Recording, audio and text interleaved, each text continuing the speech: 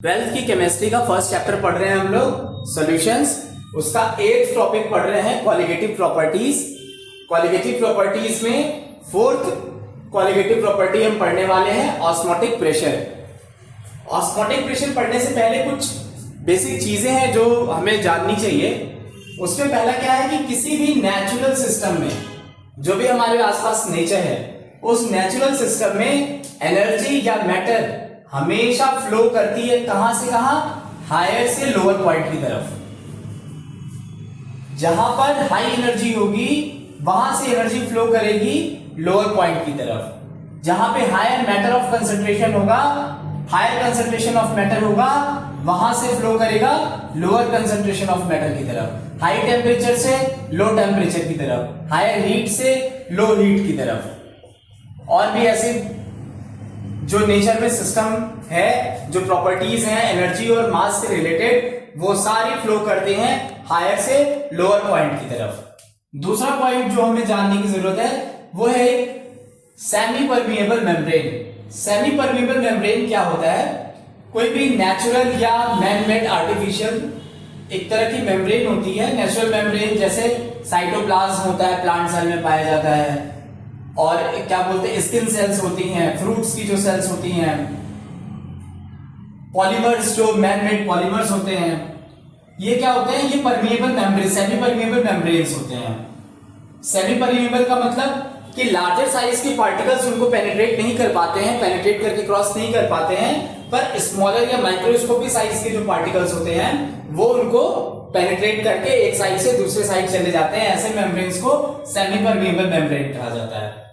ये क्या होते हैं? Consist of microscopic pores through which solution can pass. कोई भी लिक्विड उनके थ्रू पास कर सकता है जिसका लिक्विड का पार्टिकल साइज ये माइक्रोस्कोपिक पोर्स से छोटा होना चाहिए। एग्जाम्पल जैसे हम रेजिन्स हैं, किशमिश है, किशमिश को पानी में भिगो देते हैं तो देखते हैं कि कुछ देर बाद वो फूल जाते हैं। होता क्या है कि उनकी स्किन को ऊपर की जो मेम्ब्रेन है उसको पेनिट्रेट करके वाटर के मॉलिक्यूल्स अंदर चले जाते हैं और उसमें स्वेलिंग हो जाती है। Example resin soaked in water. एक सिस्टम लेते हैं, नेचुरल सिस्टम लेते हैं। इसमें क्या है? एक वेसल में प्योर सॉल्वेंट है हमारा, ठीक है? ये वेसल 1 है, ये वेसल 2 है। वेसल 1 में हमने प्योर सॉल्वेंट लिया है, वेसल 2 में हमारा सॉल्वेंट प्लस सॉल्यूट से बना मिला हुआ एक सॉल्यूशन है, ठीक है? ये रेड पार्टिकल्स जो हैं ये सॉल्यूट के हैं और ब्लू पार्टिकल्स जो हैं ये सॉल्वेंट के हैं। वेसल 1 में प्योर सॉल्वेंट है, वेसल 2 में सॉल्वेंट प्लस सॉल्यूट है। इन दोनों वेसल्स को हमने एक सेमी परमिएबल मेम्ब्रेन, इसको हम एसपीएम लिख रहे हैं, ये ग्रीन वाला जो बना हुआ है, सेमी परमिएबल मेम्ब्रेन से हमने इसे कनेक्ट कर दिया। अब क्या है? हमें पता है कि प्योर सॉल्वेंट में सॉल्वेंट का कंसंट्रेशन हाई होगा कंपैरेटिवली सॉल्यूशन के, क्योंकि उसमें सॉल्यूट एक इंप्योरिटी मिली हुई है। तो जाहिर सी बात है जहां पे प्योर सॉल्वेंट है वहां पे सॉल्वेंट का कंसंट्रेशन हाईएस्ट होगा, क्योंकि उसमें और कोई पार्टिकल्स ही नहीं है, सिर्फ और सिर्फ सॉल्वेंट के पार्टिकल्स हैं। और एक बात हमने अभी की कि सिस्टम में, नेचुरल सिस्टम में हमेशा हायर कंसंट्रेशन से लोअर कंसंट्रेशन की तरफ सॉल्वेंट मूव करेगा। अब क्या है कि प्योर सॉल्वेंट में कंसंट्रेशन हाई है सॉल्वेंट का, सेमी परमिएबल मेम्ब्रेन के थ्रू ये सॉल्वेंट के मॉलिक्यूल्स पास करेंगे सॉल्यूशन की तरफ, ठीक है? इसी प्रोसेस को हम कहते हैं ऑस्मोसिस। प्योर सॉल्वेंट से, यानी कि हायर कंसंट्रेशन ऑफ सॉल्वेंट से सेमी परमिएबल मेम्ब्रेन के थ्रू सॉल्वेंट मूव करता है सॉल्यूशन की तरफ, तो उस प्रोसेस को बोलते हैं ऑस्मोसिस। अब ऑस्मोसिस हो रहा है सेमी परमिएबल मेम्ब्रेन के थ्रू। हमने क्या किया? एक एक्सटर्नल प्रेशर सॉल्वेंट की तरफ लगा दिया। दोनों पे इनिशियली एटमॉस्फेरिक प्रेशर लग रहे हैं, दोनों वेसल्स पे, प्योर सॉल्वेंट वाले साइड भी, सॉल्यूशन वाले साइड भी।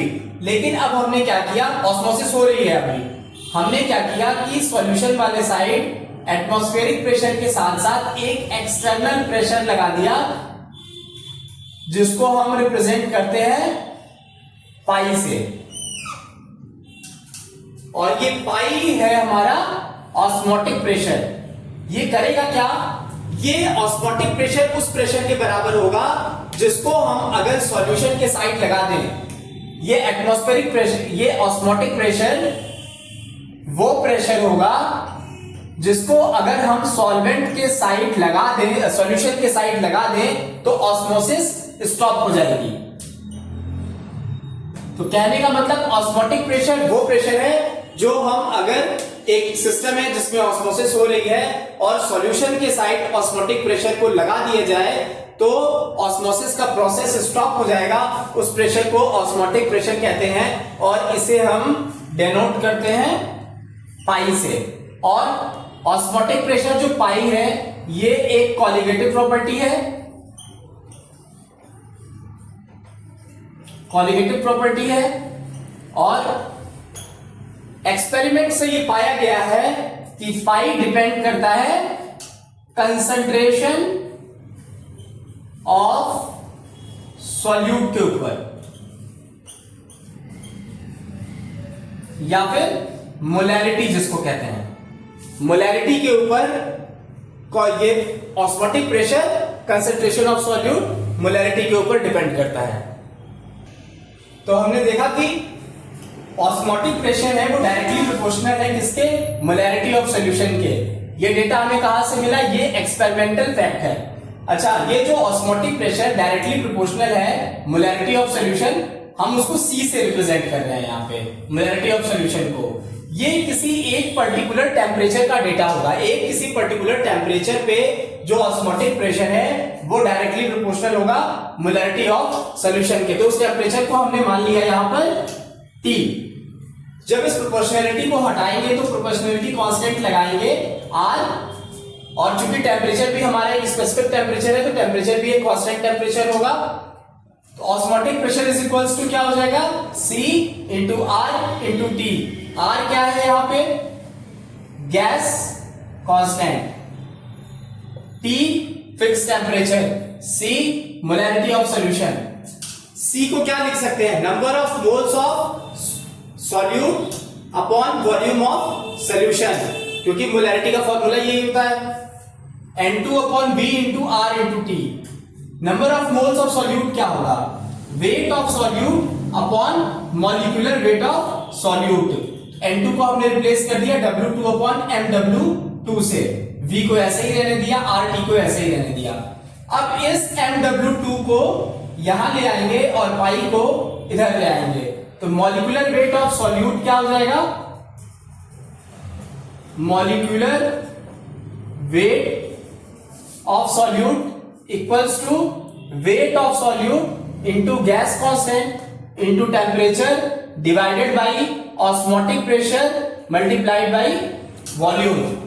N2 क्या है हमारा, मोल्स ऑफ सॉल्यूट, W2 क्या है, वेट ऑफ सॉल्यूट, MW2 क्या है, molecular weight of solute, V क्या है, volume of solution in litre, T क्या है, टेम्परेचर, R क्या है, गैस कांस्टेंट।